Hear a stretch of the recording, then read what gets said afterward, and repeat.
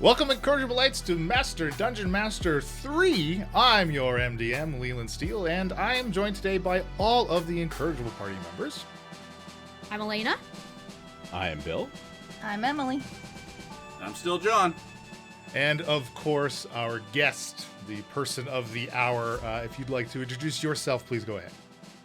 Thank you. My name is Mark, aka Sorastro, and for a living, I produce miniature painting tutorials in the form of videos, which I publish to YouTube, as well as PDF guides, which I put on my Patreon or my website. Excellent. Thank you for taking the time to join us. I know we have a bit of a difference in time zones, especially between... we got 3 different time zones we're rocking here right now, basically. Yep. So, Sure. No, thanks for having me. Welcome to the madness. Now, longtime listeners of the Incorrigible Party may recognize the name Sorastro if they're maybe not even familiar with your miniature work, but for sure will be familiar with some of your music, as you were very kind enough to lend us a few of your tracks that we utilize throughout many of our episodes in our actual play show. Oh, it's amazing. I've heard some of them, and it's so interesting to hear the music that obviously I know so well, Right. because I wrote the stuff, but in a fresh context, but it still just works so nicely. You obviously just pick the right tracks for the right scenes. So lovely to see it. The magic of editing. That would be Leland. I think we all agree, long time for the show, like the music adds a ton to whatever scene we're playing. We can only do so much, right? Think of it's the same with movies and television. Like the soundtracks of a piece of work or art or story is incredibly important. Even if it's just especially I guess on a strictly audio platform. So yeah, it adds so much for our show, and it does, honestly, it does a lot of heavy lifting for me. Sure. Well, it's the same with my own videos, to be honest, because the last thing I wanted for my videos was for them simply to be informational. Right. Mm-hmm. And that the music lets you say things or hopefully make the viewer feel or experience something beyond words. So it adds that extra dimension that's it's a bit more nebulous and magical. Yeah. There's been many times I've been watching your videos and you start talking, I go, shh. Shut up, you idiot. Shut up. You already told me that. Just get to the good bit. Well, you've met John and Emily before, right? Yes, a couple of times. I think our first physical meeting was at Gen Con, wasn't it? Yeah. Yes. Yep. C23, 2 years ago. And then not too long after the last year's Adepticon. Yep. Right, that was our first Adepticon. That was interesting, and Same for me. And you were my star pupils in the class as well. We were in your class. Yeah. we were there. You might have noticed we sit in the back of the room. I did notice that. I clocked that. I still came round to you, though. I still went to the back. Yes. I think you did a great job in that class, even though that was your first. It was your first class, correct? Because I had 2 classes. Were you were in that first one? I don't think so. No, I think it was your second. It was your second first class. So I was obviously slightly less nervous in yours then. Because I was as nervous as I thought I was going to be for that first one. Because, when you're teaching in a room you've never been in, you don't know the materials very well. You don't know how the audience, how you're going to interact with people. There's a lot of unknowns, so it's quite scary. You're new to mini painting. But by that second class, though, I was a lot more relaxed. So. I want to say John mentioned Sorastro's name probably the first time we visited you. We saw his mini collection. It was Sorastro. Oh, this is Sorastro's tutorial. This one. I'm like... He has a shrine, actually. Yeah, he really does. Yeah, over there. Yeah.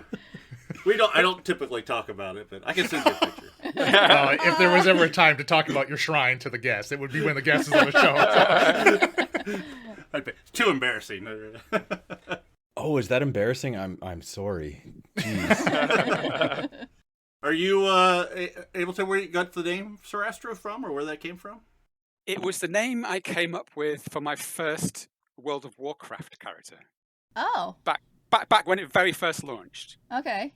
It was an undead warlock, and Sorastro just seemed like just a cool name to use. But it's sort of derived from a character from a Mozart opera, which is Sorastro, which it was kind of rattling around in my head at the time. So Sorastro just felt right for the undead warlock. And then anytime I created any kind of online presence for myself, like say a Steam account or PlayStation. I just used Sorastro. I just stuck, which suited me doubly because I was teaching. So I was a secondary school teacher for all those years. I liked my online presence to be completely anonymous. Yeah. Yeah. Oh, I thought you were going to say that's what you had your students call you. So the last thing you want is to be gaming and suddenly, oh, it's Mr. Such and Such. Yeah. They run into you at the store and you're like, I'm not Mark, I'm Sorastro. Who are you? yeah. Where's your music story begin?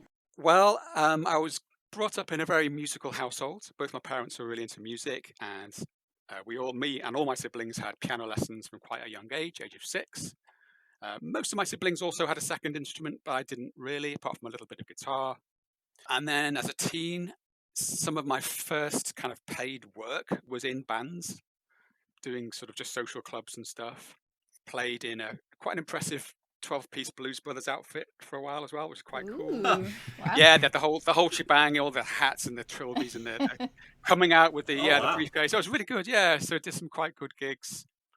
I then kind of went into more jazz and I was like a cocktail pianist for quite a while. Cool. Okay. Oh, that's cool. Yeah, so I could do maybe up to about 3 hours of material, no repetitions, just gentle jazz kind of stuff. Ultimately, although I studied art at college, I ended up switching and choosing music for my degree course. Awesome. After my degree, I actually moved to Singapore, where I taught there for 4 years, piano and music theory, after which we moved here to Brighton, UK, where I've been ever since. I got my teaching course. You have to do a 1-year teacher training course here, and then 11 years as head of music here in a big secondary academy, secondary school.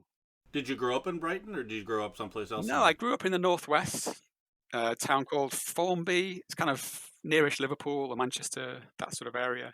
Your story's so similar to my sister. It's kind of weird. Anyway, she did vocal music and piano, and then she was a music teacher and musical family, all that. But she didn't go to Singapore or anything. So you're in music, you're teaching and everything, and then there's this transition somewhere along the line that goes from doing that to doing miniature painting. How did that all come about? Teaching is a very demanding profession. It's a very noble, very important one. I was very good at it, but over the years I was doing it, the level of stress and bureaucracy was just ramping up and up and up. And I was just becoming more and more miserable. So a whole kind of range of things, external and internal, sort of came together. And I decided to make a painting video for the Zombicide painting video. I think that was my first video back in 2013. And it's purely to satisfy a creative itch. You know, like when you're a kid and you just love making stuff or painting stuff, or you have an urge to create something. Yeah, I know that feeling. Yeah, and it's an incredibly powerful feeling. So that kind of took a hold of me. But at the same time, I'd also just bought my first DSLR that could shoot video. So I was super excited to try, see what I could do with it. I'd also just kind of stepped out of the Games Workshop bubble, because especially here in the UK, so many people are just locked into, I mean, you know, all credit to Games Workshop for pulling it off for so many decades, you know. Yeah. What kind of Warhammer do you play? I know, exactly. People often ask me, why don't you do Warhammer? It's like, well, yeah, I did when, like 40 years ago. You know, I was there when 40K launched. Great, we loved it. When it was just 1K. Before it launched. 1K. Yeah. Just the very idea of Warhammer fantasy battle, but in the future, it just blew our minds. You know, so I was really into it. But the fact that they managed to release just iteration after iteration of basically the same game, decade after decade. I mean, it's kudos to them. You know, well done. But I broke out of the bubble and discovered, well, modern board gaming. And I discovered games like Zombicide, which have zombies, which I love, and cooperative gameplay. That for me was quite revolutionary at the time, to be able to play cooperatively against the rising hordes of zombies. When something captures my imagination like that, I want to do something about it. And then coupled with that, whilst thinking of the best way to quickly paint that number of miniatures, I discovered the Army Painter Quick Shade product, which is just a dip. It's like a varnish kind of thing. So I thought, okay, this could be a really useful video for people out there who maybe have thought about getting into painting but have no idea where to start. So that was my premise for that first video. 6 months later was another video for the toxic zombies. And again, it was not with any kind of idea of becoming a YouTuber or YouTube artist or anything. It was just purely to satisfy a creative need. And then 6 months after that, another game came along, which again, it just made me feel like a kid again. I was so excited. And it was Star Wars Imperial Assault. Yeah. Yeah. And I actually remember driving home from the school I was teaching at directly into Brighton, into town, to go and pick up my copy because I was so keen to get it. And then over that Christmas holiday, 2-week holiday, was when I did my first Star Wars video for the Stormtroopers. And you know what I'm like with my videos. I don't do anything by halves. It's got to be fresh music to fit the theme of the thing that I'm painting. And composing music is one of the most time-consuming and difficult parts of what I do. But once you've done it and you're used to it, you can't go back. It's such a key ingredient of what I do. So then, of course, after that first video, one of the designers, Jonathan Ying, I think it was one of the first people to comment on the video. Oh, wow. Oh, really? It was, yeah. And when you get a boost like that, it's amazing because it creates like a feedback loop. Because wow, okay, well, I've done the Stormtroopers now, and I deliberately picked them because you only need a couple of paints to do it. So it's a very hopefully accessible way to get into the hobby. Painting white's not as easy as you think. It's not. and slathering in Nuln Oil and then highlighting up is a real pain in the ass. But the key thing is the steps are easy to learn. It's too easy to understand. The execution is tricky. But even if you end up with some slightly scrappy looking Stormtroopers, if you've never painted anything before and you're going from grey plastic to a scrappy looking Stormtrooper, that's amazing. Yeah. Mm-hmm. Yeah. And then, of course, people want to see, like, what's the next unit going to be? Then one unit at a time, and then onto the hero miniatures. I chipped my way through at quite a pace to get through that first core box. And it was hard, though, really hard work. Teaching was already exhausting. I had a very young child at the time, my son. So I would come home, do some family stuff, often have a quick nap, and then in the evening, get down to doing more work on the videos. But it was only a year and a half after that first Star Wars video that with glee, I sat down and typed my letter of resignation to my boss. There you go. And it Wow. felt so good. Especially, he was quite a dickhead. Oh man. And it felt amazing. And actually in my classroom for that last year or so, I printed out a big picture, a poster of The Shawshank Redemption. You know, with Tim Robbins, when he's crawled out of the sewers and he's free and he's raising his hands up in the rain.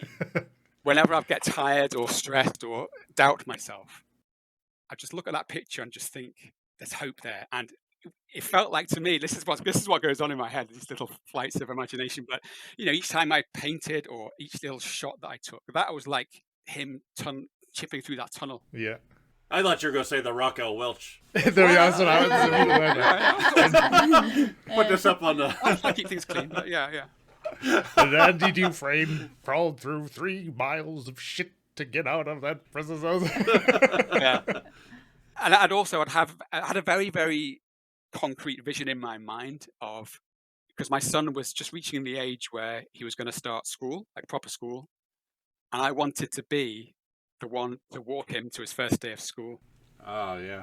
Which, if you work from home and you have your freedom over your own time, that's one of those little luxuries. And so that was another little concrete vision in my head that I held on to. And lo and behold, I did. And it felt great. That's awesome. That's nice. How long did it take back then versus now? Is there like much streamlined or? It's similar, to be honest. It depends on what stage of a series you're at. When you start a fresh game that I feel demands fresh music, fresh credits or title sequences, fresh terrain. So, for example, when Atomic Mass Games reached out to me to ask if I could produce some videos for Star Wars Shatterpoint, they showed me some early pictures of the models. It looks amazing. One of my first questions is, well, what's the setting? Because they come with sculpted bases, so I need to know what the setting is going to be like, because I've got to create backdrop terrain in order to shoot the miniatures, to create those really nice thematic shots that really sell it at its best. So it's a lot of work when it's a fresh game, but once the series is up and running and I've got enough musical material to cover, say, like, the goodies and the baddies, because the music does change a bit based on who I'm painting, then it becomes a bit smoother and quicker, because you can just reuse the music you've already written. And you learn little tricks, like with the music. If you've got music that begins with just a very long, soft drone, for example, that means when it comes to the editing and you've got, say, 3 or 4 minutes of me highlighting something, it's much easier for me to then slot the music in, but trim the music to fit with the fade coming in. Right. So you still get all the main musical meat in there, but I'm not having to precisely trim the video to fit the music. There is some of that. That does happen. But you've got that leeway. You've got a nice long sort of soft lead into the music. So you learn little tricks that make life easier. Right. Honestly, what you're describing, like, you're just world building for a TTRPG campaign. It's like, honestly, like, exactly. the thought process you're describing, like, is exactly what I like. Wow, all my upfront work to get the campaign running, but once it starts rolling, like, we're in it, and it's like it's so much easier to maintain. And that's the thing. And as a kid, I didn't have access to like tons of cool terrain building stuff. Didn't know what you're doing. You don't have any money. So we would just, because back then it was all VHS cassette tapes for videos. Mm-hmm. So we'd have tons of just blank tapes that you buy to record stuff off TV. So you record Star Wars, for example, because you want to watch it over and over. So we'd just rip them all down and you build massive cities across the lounge out of just VHS cassette tapes. And that was it. It's all true line of sight stuff. So you're getting down there, and you're space orcs, your space marines. So it's the same kind of buzz and excitement. And I also felt that really strongly when they announced Marvel Crisis Protocol. When Will Schick did his initial spiel at Gen Con, and they showed some of the boards, that's when my imagination just kind of, the sight of those rooftops with the heroes fighting, and it just sets your imagination off. You can imagine them throwing each other and throwing terrain, and the fact that those are mechanical elements within the game as well. So then, of course, I set about creating what really was my most ambitious and ridiculous project, which was the Marvel Crisis Protocol terrain, where I created, it's now 6 or so terrain tiles, buildings, fully realized.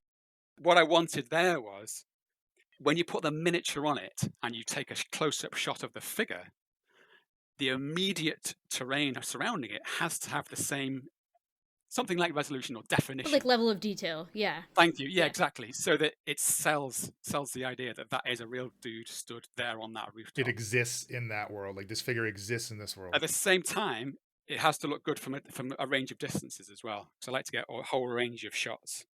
So creating interest with the different heights of the buildings, the different types of brickwork that I use on the different buildings, so you get some nice visual kind of breaking up of the images. And then that all leads into how much joy I get in just photographing the stuff, lining up all the shots and relishing the composition of the shots, where the lines are, and just tailoring, like, this car is coming in at a slight angle, so it's leading the viewer's eyes into this point of the image. I just love all that aspect of it as well. Again, it's very time consuming. You don't just say, I'm going to take 10 minutes to go and take a few pictures. You're talking a few hours, but enjoy it. Put some music on or podcasts and immerse yourself. Now, have you taken those models that you did and actually play with them? Or do your friends, and you cringe every time they reach down to knock over a cityscape? Yeah. Oh, well, I've dinged the terrain myself, and I'm fine with that, because that's what happens in real life. So I had one of the X-Wing ships from Star Wars X-Wing coming out of one of the buildings for the Dice Saloon, from my local gaming stores. And I pranged that and snapped off one of the things, but that's fine. I often also print out posters for new video games or movies, slap them on the walls. That's cool. 6 months later, I'm going to rip that one off, put another one on top. That's what happens. That's what happens in real life. You see those walls where you've got tons of stuff that's been put on and removed. do you physically put a light source in a certain part of the room to sort of help you know shadows, or do you just naturally know that, or like? I put all my big terrain upstairs in my, what you guys call an attic. We call it a loft, because we converted it into a bedroom several years ago. So it's got slanted roofs with what, skylights, you might call them, but with Velux blinds, which means the whole area is kind of flooded with just natural daylight. So ideally, I won't use any artificial light at all, and that's what gives you, it recreates. Well, it is real daylight. It's what you get in a city, which you can't really recreate with an indoor lamp because of the way light behaves. If I have a lamp here and an object here, so not sorry to people who are listening at home, you can't see what I'm doing, but the intensity of the light grows as you get closer to the light. Whereas that's not the case with well, it is the case with the sun, but you don't notice it because it's so far away. So there's all these properties of just natural daylight coming through a window that you can't quite capture with an artificial light. So I'm lucky that I've got that, because it does create that just very natural, soft light. So you could take all your pictures between 3:17 and 5:10 every afternoon, right? Yeah. The sun's just right. Oh, it can be a pain in the ass. Oh yeah, if the weather's really terrible and it's really dark, it is problematic. Thankfully, you don't live in the UK where. Yeah. It's just always overcast. Overcast Perfect. would be good, Yeah, I think. they say it's good for pictures, right? All of that being said, I have since Star Wars Shatterpoint, I've now been doing a thing with my backdrops where I have a large piece of foam board behind which I do in fact have a lamp, like an LED panel. So it just gives that extra bit of illumination on that background. And some of the shots you might see there's the twin Tatooine suns in the background. So that's just, I've simply just cut a couple of circles out of the foam board, just let the light come through. That's very cool. I mean, it's the kind of stuff you could do in Photoshop if you wanted, but I always like to capture stuff in camera. And you were always interested in art, it sounds like, with school and everything. Where and when did you start by printing your own minis? Did you buy them? Like, how did that go? You got a whole workshop? I've never had a 3D printer. I've not really got space for one, to be honest. Oh, you're missing out. Is if you get one, you'll have no other space for anything else because everything will be piled. If you're like John and you buy 4 of them, then yeah, that's probably going to be the case. You can never have enough printers. So you're not printing your own? No.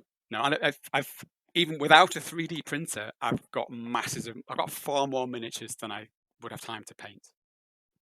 Especially given that I can't really just sit and paint for pleasure these days, because a viewer's always going to say, okay, is this a PDF or a video? Which is fine. I've took my own kind of. Is that how does that feel though? I mean, because for me, as we've talked before, it's a relaxing experience, right? Put on some music, do whatever you sort of feel as much as you want to, but it being more of a job, how does that change your relationship with painting? Yeah. It somehow hasn't. Once you understand that by becoming, I'm using the word successful in a sort of, I don't know, in a strange way, but if you become successful, you have to accept that you're also, the more successful you are, the more you're going to disappoint people. Because someone who likes me for painting this game is going to be pissed off when my next video covers a miniature from a different game. Yeah, the bigger your audience, the more likely you are to come across people who, yeah. Or if I paint, say, Kingdom Death Monster, which I tend to do mostly just around Halloween time, because that's just when I really I feel the calling. Oh, that makes sense. So on my terms, that's when I choose to paint Kingdom Death, and it could be quite a big, ambitious thing, like the dragon thing that I did a few months ago. But then 6 months later, you've got people pissed off because I haven't done Kingdom Death for so long. I never said I was pissed off. No, but once you just completely accept that, then it's fine. It's just yeah. I paint what I like when I like, in conjunction with my patrons, because of course you guys support what I do. So I'll poll the patrons. I'll try and keep a finger on the pulse. I'll try and limit the number of games that I'm covering at any one time, so that there is some kind of cadence to my releases. But within that framework, I get to enjoy painting. I mean, they're all games that I want to paint and I'm passionate about anyway. So it's a win-win for me. I think your patrons and your audience in general, you communicate so well to them on what you're doing and why you're doing it all the time. And I think you've, like anything in our hobby, there's a niche. You know, you're painting, and then it's specific types of painting. And what I do is a niche within a niche within a niche. Yeah, exactly. But the people are so great. You know, your Discord community and all the people that I've talked to, everybody's so supportive and understanding and helping each other all the time. It's awesome. It's amazing. But then I suppose there's a kind of a filter there, because for someone to choose to voluntarily pay money to an artist to produce what they produce, that already makes that person amazing. An amazing selfless person, especially when I publish my stuff freely anyway. I remember sitting down with my accountant when I first got an accountant. He couldn't understand how the business model worked. People just give me money for free stuff. He said, well, if you publish them to YouTube freely, why do people then choose to pay you? He just couldn't, his accountancy mind couldn't wrap his head around why people would do that. And it was hard for me to explain to him as well. Yeah. But it's such a powerful and direct model. There's no outside interest. It's simply me creating exactly what I want to create. And it doesn't matter to me how many people watch it on YouTube. I don't have to be a slave to the algorithm. Right. Yeah. And there is no way that I would have survived mentally in this kind of work if that were the case. Yeah. I think Patreon and similar platforms like that are beautiful because, you know, you can look at a never-ending list of creative folks who have just burnt out because they're slaves to the algorithm, basically, as you're saying, and it's incredibly stressful. Oh yeah. Because when you're a creative person, you know you derive joy from creating something that you find interesting and motivating, but the algorithm may not reward that. And I know all the things YouTube wants me to do. It wants weekly content, I don't know, possibly shorter videos. It wants this kind of thumbnail. It wants that kind of title. And it bombards you. It tells you, check out your analytics or check out these tips on. No, I'm just not interested. You can say fuck that. Fuck that. Bollocks. Not interested. It's just so liberating. Yeah, I bet. I mean, that's all in YouTube's own best interest, right? It doesn't give a shit about the creators. It's looking out for itself, because obviously when you do well, so does YouTube, and YouTube only cares about it doing well, right? So that totally makes sense. But also YouTube shifts those goalposts of what it's looking for a lot. Every single time they had a fucking adpocalypse, they shift those goalposts, right? It's insanity. And I sometimes see creators, they'll release a video on YouTube saying, "Oh, guys, they've changed the algorithm. I didn't get this many views for that video, or my views here have gone down." I think, oh my goodness, how could you live like that? Right. And I'm so just deeply grateful that I've managed to circumvent all of that. Crazy that guy couldn't understand paying money to support something you like. Like, that just, I don't know. I mean, maybe we're... Well, I suppose in his mind, he's thinking, well, they can watch it anyway for free. Why would they then choose to... So I understand. How is this a stable income if you don't know what you're going to be getting from month to month, right? I think it's probably his mindset. If you can make it to the point where you need an accountant, like, bugger off, buddy. Like, you know what I mean? Like, I'm okay at doing this, obviously. Right. So I was kind of wondering, the fact that you don't 3D print any of your minis that you paint, and they're all essentially coming from published games.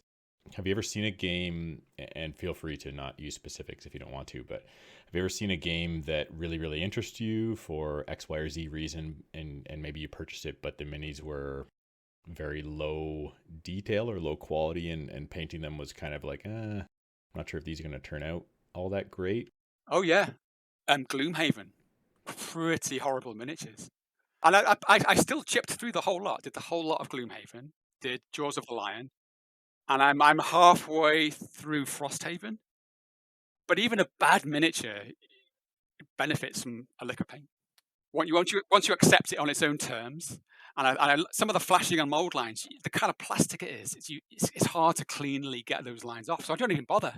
I accept that is it. And I'm putting lipstick on a pig, but it is still going to look better.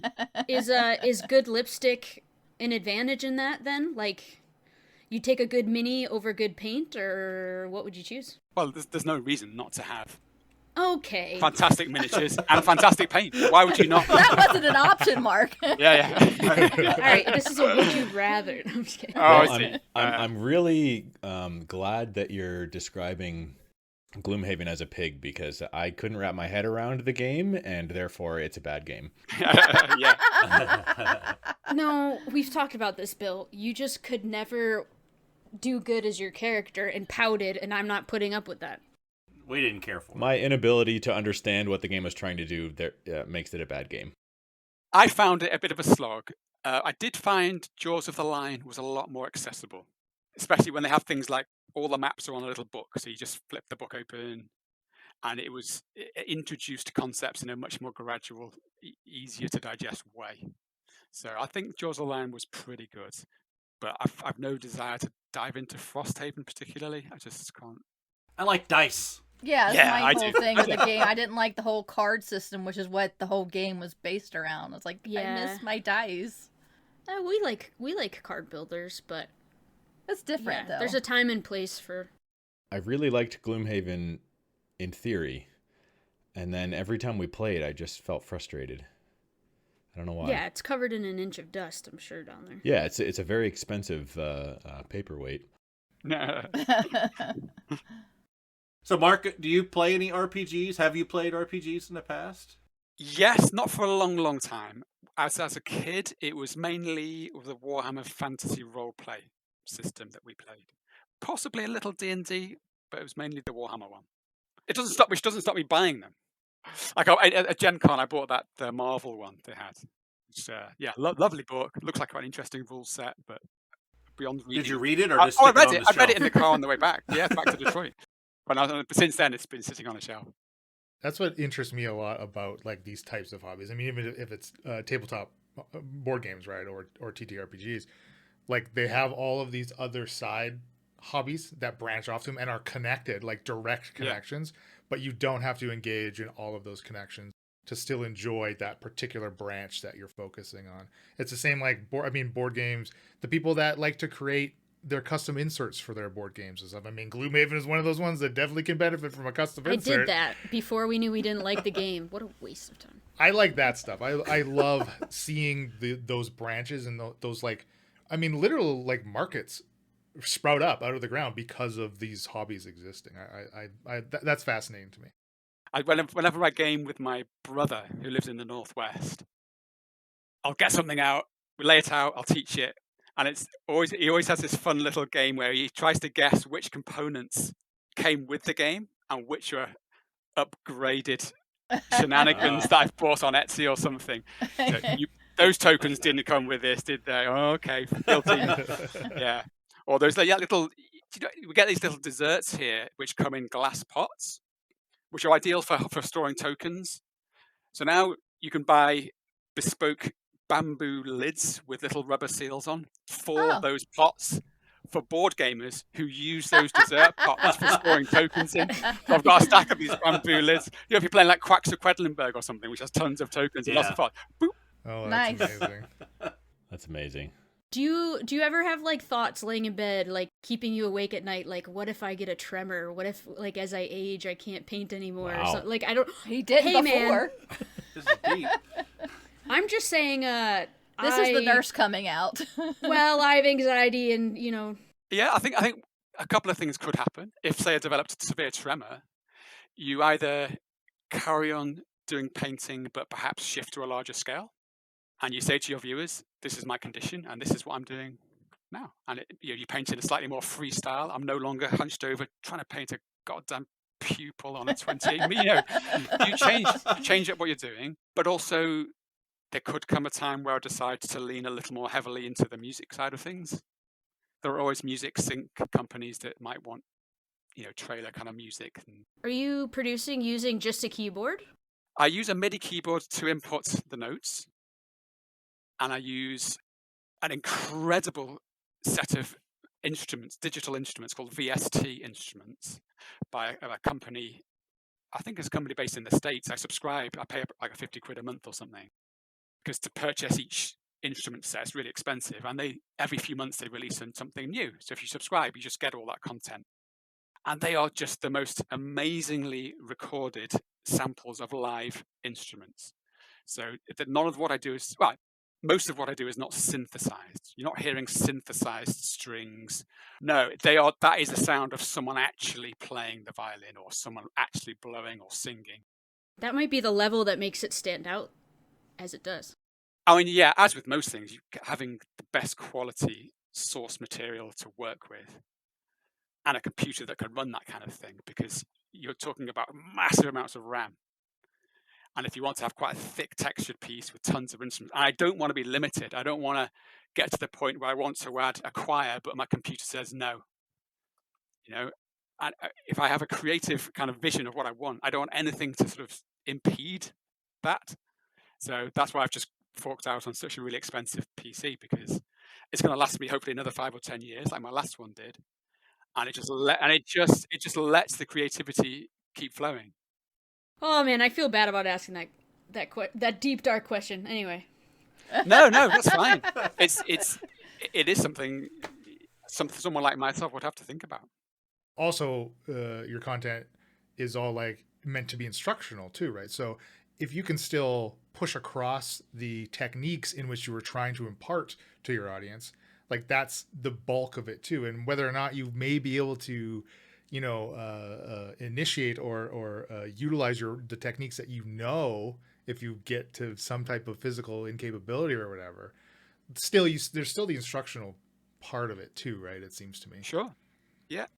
I think what Mark does, I mean, I can speak from watching him a lot, is the differences between that and a lot of the other content creators is you sort of get the idea you're watching them paint and they're showing you how good they are. But with Mark sort of going, you can do this. Look, it's not that hard. Just take it step by step and don't worry about exactly how well it's going to turn out right now. Just give it your best shot and it'll get better as you go. And again, the music and the calm tone of is a lot different than what's out there a lot now. It's sort of flashy and right. Well, I mean, as we kind of wind down here and close out the show, why don't Mark, you just tell everyone listening where they can find you and your stuff, and your potentially sign on as your patron, so your accountant can be a little more impressed. Yeah. He's been badgering me actually, because I've not done my accounts yet for this year. Hi, accountant. But the easiest thing, if you just simply Google Sorastro, Sorastro, a whole bunch of stuff will come up, including sorastro.com, which is my website, which is where I freely publish PDF guides. So you don't need to pay anything. It's all just right there for you to just enjoy. Obviously, you'll find me on YouTube, Sorastro is Painting. If you've got a music streaming platform like Spotify, you could find my music on there. Again, it's just Sorastro. And of course, Instagram. I don't do Twitter anymore, but I'm on Blue Sky. And a Patreon, yeah. I mean, as a result of you contributing, being generous and contributing to our show, your links are always in our show notes. So any listener can certainly find them there already. Oh, thank you. I appreciate that. All right. Well, I've been John, and I play Rumpke. I'm Emily, and I play Kylea and Seychelles Doll. You go first, Bill. Yes. Bill, that's your kid. It's literally the order we do it every freaking time, Bill. Are you sure you haven't been switching it up every episode? I'm Bill, and I play Hal Crook Tread. I'm Elena, and I'm frustrated at Bill, but I also play Opal.